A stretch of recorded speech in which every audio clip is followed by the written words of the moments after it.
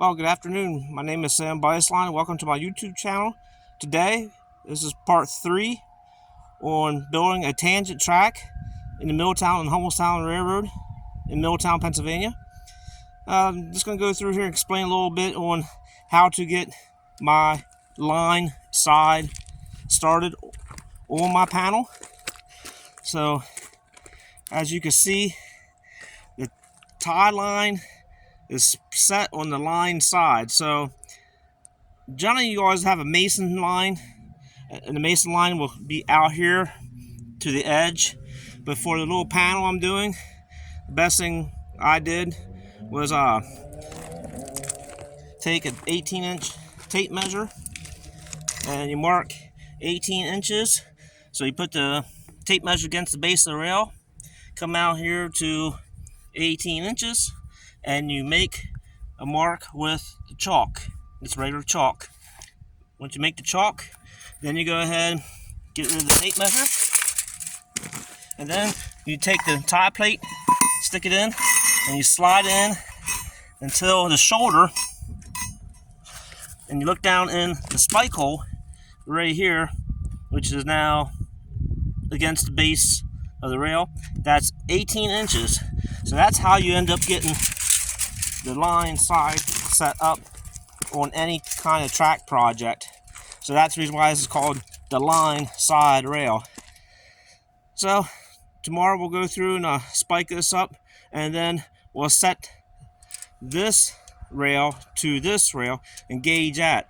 The only thing is this panel is built wide gauge for the PCC car, and then Philadelphia has a different width gauge. So tomorrow we'll definitely have to look at measurement up and use a tape measure to set that gauge rail to the line side.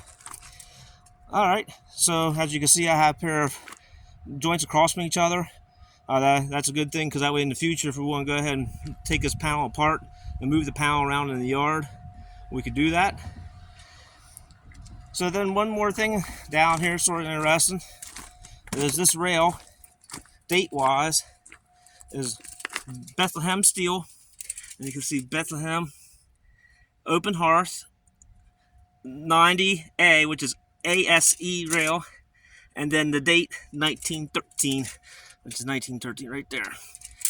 And that's how old. So one thing about this 1913 and some of the 1914 rail is base crack out defects. So this here is a common one in the 90-pound rail with the base crack out and broken base. This is a very old defect. You can see it's been, the corrosion's pretty well, you can see it matches, the corrosion matches this corrosion on the rail web.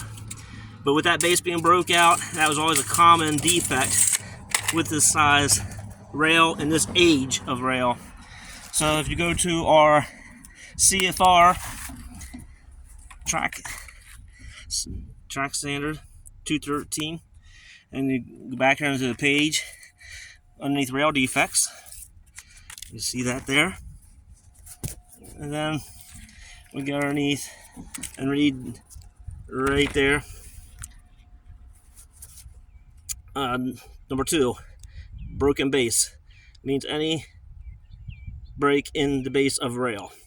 So that's according to the FRA 213 track safety standards.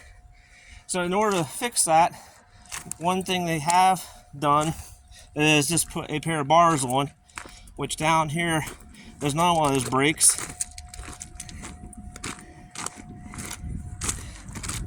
And they did have a pair of bars on, and they actually drilled right there, and you can see where the bars used to be at. So that was the fix.